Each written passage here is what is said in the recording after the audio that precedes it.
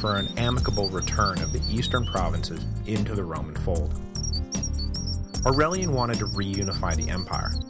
Laying terrible waste to the countryside might allow him to occupy the east, but it would unify nothing. As the emperor continued his march, word came up from Egypt that the fleet he had dispatched to retake Alexandria had landed and easily expelled the Palmyrene garrison, meaning that Priority 1 was already now checked off the list. Watching her recently won political gains melt away, an undeterred Zenobia prepared for war, deploying Zabdis and the Palmyrene army between Aurelian and Antioch.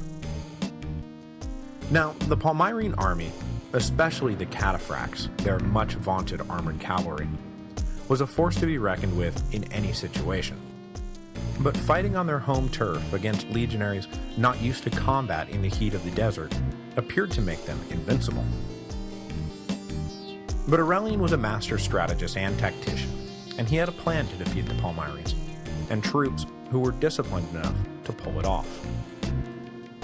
After a few days maneuvering around Antioch, Aurelian and Zabdis finally met in battle in May or June of 272. Knowing that defeating the cataphracts was the key to victory, Aurelian employed the same ruse Claudius had used against the Goths at Nisus, a ruse Aurelian knew the devastating effects of firsthand, as he had been the general leading the cavalry that day. While the infantry on both sides shuffled their feet, Aurelian ordered his cavalry to directly attack the cataphracts. At a prearranged moment, the Roman cavalry suddenly broke apart and began to flee from the field. With the Roman horsemen retreating in what appeared to be a panic, the Palmyrene cataphracts gave chase, smugly convinced that they were about to secure their own legend by crushing the cream of the Roman legions. But you know what comes next. After leading the cataphracts on a merry chase that wore out the heavily armored Palmyrenes, the Roman cavalry wheeled around at a second prearranged moment, and as one unit barreled straight into the surprised and exhausted cataphracts, devastating their ranks and allowing only a few to escape with their lives. As soon as Zabdis learned the fate of his armored cavalry, he knew that the battle was lost. His infantry was no match for the Roman infantry, and wasting little time, Zabdis ordered a retreat back to Antioch. Inside the city, panic gripped the local leaders, who had, rashly they now realized, thrown their lot in with the enemies of Rome. Aurelian had thus far displayed almost supernatural clemency, but who knew how long that was going to hold out? Nervous as they were, though, the city fathers figured that as long as the Palmyrene army was there to protect them, that there was still hope. Which is why they were mortified to wake up on the morning after the battle to find that Zabdis, recognizing the inevitability of Antioch's fall, had packed up and marched his army in the direction of Emesa in the middle of the night. Aurelian entered Antioch unchallenged, and was greeted by a citizen body prepared for the worst. But again, Aurelian proved to be of a much higher mind than anyone gave him credit for. Another general pardon was issued, and Syria was back in Roman hands. With Priority 1 already accomplished and Priority 2 well in hand, all that was left was Priority 3, the crushing of Palmyra. Aurelian lingered in Antioch for a few weeks, waiting on reinforcements to ensure that he would only have to make one trip into the desert, and when they finally arrived, the emperor headed northeast to the city of Emesa, where Zenobia and Zabdis were holed up with the Palmyrene royal treasury and an army 70,000 strong. The significance of the coming battle, nor the significance of the coming battle site, were missed. Though it seemed like a lifetime ago, only 12 years had elapsed since Valerian had walked out to meet his fate on the same plains beside Emesa. Would Aurelian exorcise Rome's demons, or would the desert city become known to history as the slayer of emperors? In the battle that followed, Aurelian once again attempted to lure the Palmyrenes out with a fake retreat. But this time, his lines came too close to the Palmyrenes, and the chase was over before it got going. The Roman ranks, infantry and cavalry alike, were soon engulfed in bloody confusion. But the less disciplined Palmyrines pushed their advantage too hard, which led to a breakup of their line, a breakup which was exploited to deadly effect by the Romans. First flanking and then surrounding the Palmyrines, slaughter ensued. Zabdas and a few officers escaped back to the city, where they collected Zenobia and the rest of the royal family and dashed back to the relative safety of Palmyra. There was not even time to collect the treasury, which was music to the ears of the cash-strapped Aurelian. The rest was foregone conclusion. Aurelian secured the Palmyrene treasury and then followed his enemies back to their home city. Still defiant, Palmyra refused to yield just yet, and Aurelian was forced to begin a siege in the middle of the desert in the middle of summer. Now, being the oasis waited to hold out against the Romans and their dicey supply lines, but that was just in the near term. Long term, Zenobia recognized that they were going to need help if they wanted to get out of their fight with Rome alive. The only place they could possibly turn to for help, though, was, awkwardly, the Sassanids. The Persians were not likely to have forgotten that Odenathus had brought Palmyra to power by defeating and humiliating them. But in her desperation, Zenobia felt that she had no choice but to turn to them for aid. Unfortunately for the Palmyrines, though, Shapur, the great king who had captured an emperor and sacked Antioch, was dying, and the Sassanids were divided and distracted by the question of who was going to succeed him.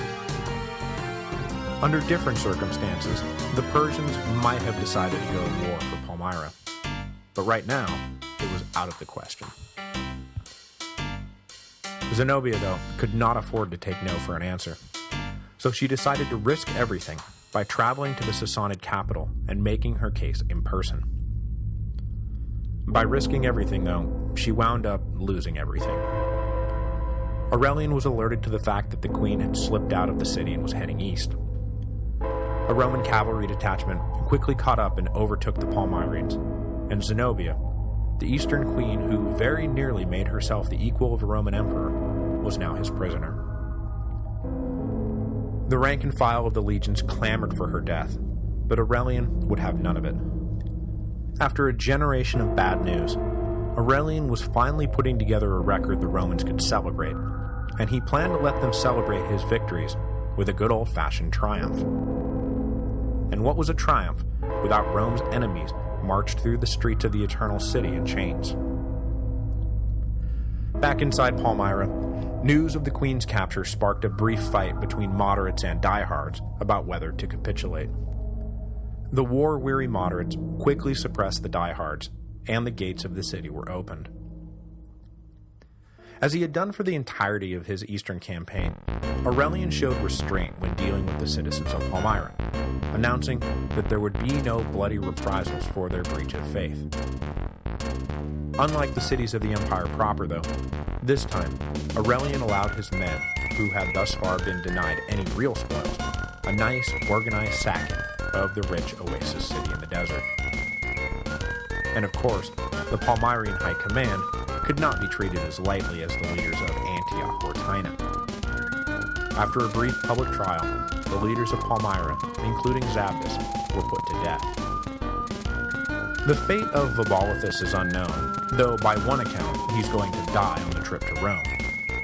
But he's not very important anyway. Zenobia was the real prize, and Aurelian had her. With the eastern half of the empire now back under Roman control, Aurelian could turn to the west. The dream of a reunited empire was still only half fulfilled, and next week, Aurelian will turn his full attention on the Gallic Empire.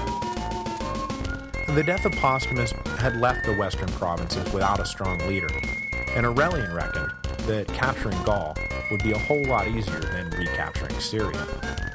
And he was right.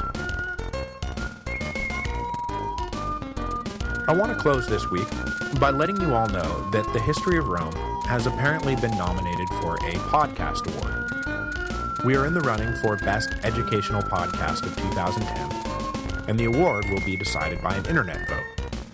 So I figure that if every one of you takes a second to go to podcastawards.com, that again, podcastawards.com and vote for us, then we have a pretty good shot at me forever after referring to the history of Rome as award-winning podcast, The History of Rome. Kind of like the way Pabst has gotten so much mileage out of that one blue ribbon they won that one time. You can vote once a day, so feel free to go crazy, and let's win this thing. I also want to mention that the final nominees were selected based on the number of nominations each show got, which means that some of you out there took the time and effort to talk the show up, submit our name, and get us nominated. Thank you very much. And dare I say it? Yes, I think I will. It's an honor just to be nominated. podcastawards.com. Go vote for us.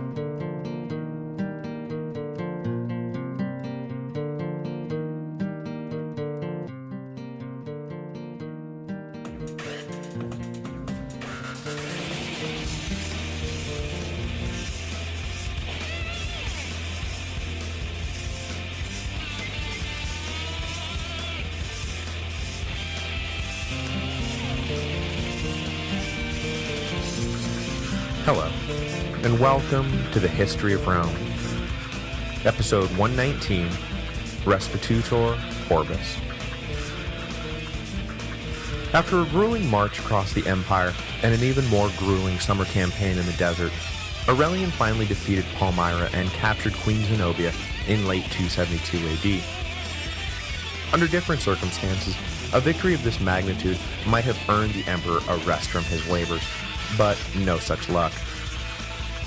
No sooner had Palmyra fallen than messengers arrived with the news that the Carpi, a Germanic tribe situated north of the Danube, had taken advantage of the emperor's eastern campaign and were now flooding down into Moesia and Thrace. Leaving behind a garrison under the command of a lieutenant named Marcellinus, the indefatigable Aurelian gathered up his equally indefatigable army and marched back to the Danube. An emperor's work is never done. Once Aurelian had left Palmyra, though, some of the leaders of the defeated city began to regret their surrender. Apparently, the ambitions of these leading citizens was only stifled when the emperor was right there on top of them. Now that he wasn't around, it was time to go back to dreaming about an independent Palmyrene kingdom again. These leading men quickly joined in a conspiracy that centered around Zenobia's youngest son, still basically an infant, but the best they could do on short notice. The men of Palmyra grew bold enough in their plan to the garrison commander, offering him great rewards if he and his men joined their cause. The savvy Marcellinus told the Palmyrines that this was a very tempting offer, and that he would surely take some time to think the matter through fully. The Palmyrines left thinking that a nudge in the right direction is all it would take to flip Marcellinus. Marcellinus left thinking that he better send a message to Aurelian right away, so that the emperor could come back and crush these ungrateful wretches. Aurelian was engaged along the Danube in an operation that required the presence of the imperial army, but not much more than that, when he received a note from Marcellinus about the conspiracy. The garrison commander assured Aurelian that he had bought the emperor some time by pretending to consider joining the revolt, but that his little game would not play forever. Aurelian sighed, packed up his army, and marched back to Palmyra, in a foul mood. Under the impression that the emperor was far away and fully engaged with a Germanic invasion, the Palmyrines shown themselves to be simultaneously overconfident and ill-prepared. While they lackadaisically got ready for war, they made contact with allies in Alexandria and